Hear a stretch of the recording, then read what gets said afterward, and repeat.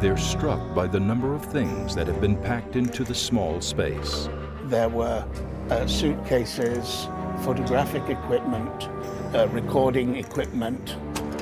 There were a great number of books. At first glance, Lam's room looks like a well-equipped photo studio. Over the course of the search of the room, we disclosed what for an individual would be a very large amount of personal photographic equipment. Given that we knew that Lam was employed as a taxi driver, some of it was very expensive equipment, and he must have saved very hard to have obtained it. The trunk reveals a huge stash of porn, books on human anatomy, and thousands of photographs of severed female body parts. The team also finds stacks of videotapes, a red handbag, and a pair of white shoes. Under the bed, we found some plastic food containers. They were sealed, and as the masking tape was taken from the seal and they were opened, we could see that they contained some strong-smelling liquid. It seemed to be a form of formaldehyde or preserving fluid. What is this? And in the boxes were certainly body parts.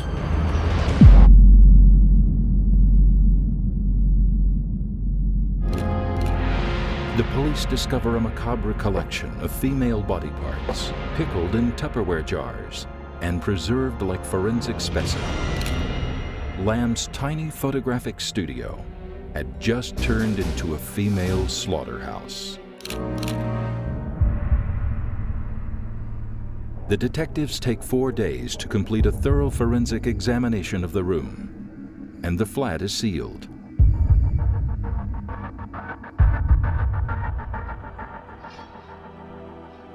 But it will take them weeks to analyze and catalog all the evidence.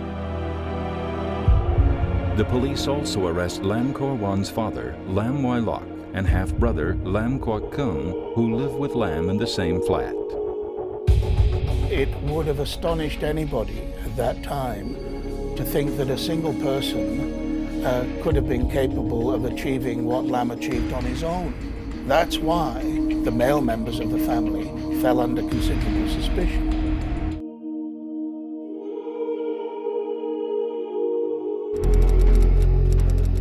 At police headquarters, Lam Kor-wan continues to plead ignorance.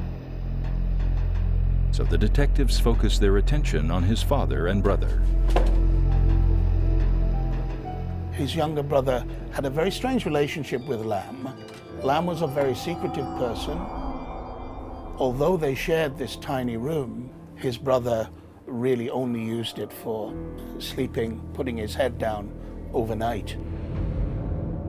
The brother told us that if he touched anything, particularly any of Lam's camera equipment, any of his records, he would get a good thrashing. He was astonished to realize what had been going on in that room. He was horrified. The evidence collected from the room begins to pile up, but Lam seems indifferent.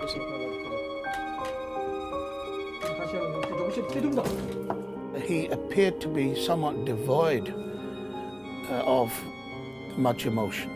No doubt he was obviously thinking ahead and anticipate the type of questions they're going to be asked. He knew what was in his room. He knew that it would be disclosed. But without a body, police know they can only keep Lam in custody for 2 days. They intensify their investigations.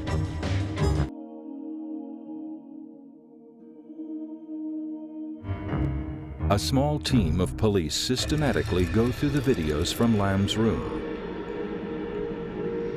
Within a few hours, they discover a tape that cracks the case wide open. They find themselves watching a multicam recording of Lam taking pictures of a naked woman in his own bedroom. What struck me was, one, it was a homemade video. In 1982, in Hong Kong at least, Very few people I knew had home video cameras, never mind making videos themselves. You see him moving around, and not only was he videoing, he was taking photos, because you could see that with the flash that goes off every time he was trying to take photos. As they watch in horror, Lam's makeshift photo studio is transformed into a private post-mortem theater.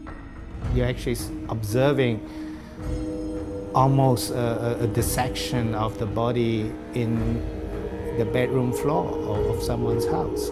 When it came to the second or third body, you could see that he had improved. He was cutting more deliberately. He knew perhaps more how deep he wanted to cut in some of the parts. With this horrifying evidence in hand, the police can now present Lam before a magistrate court and detain him for further questioning.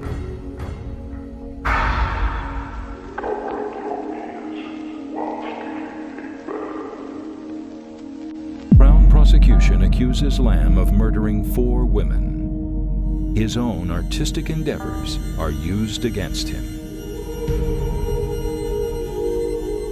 696 color negatives, 1,500 color slides, 1,900 systematically coded photos, and 3 videotapes.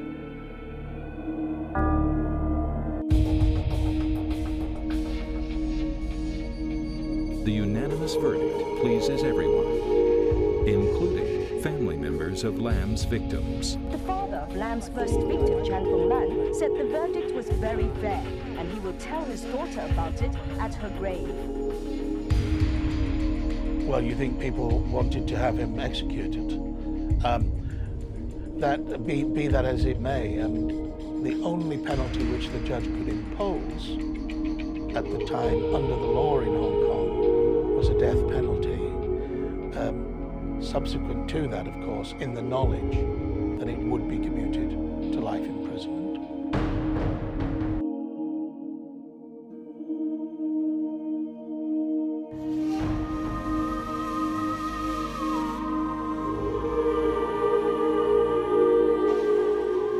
After the trials, Lam's father put up memorials at the Union Institute, a columbarium in Hong Kong, in memory of the 4 victims.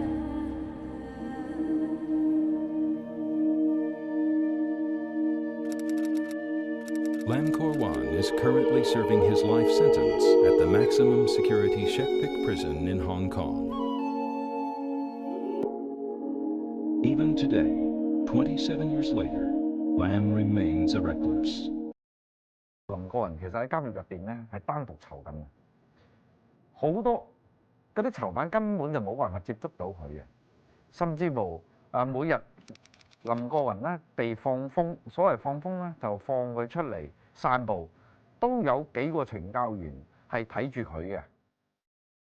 Prison guards reveal that Lam hasn't had a visitor in 5 years.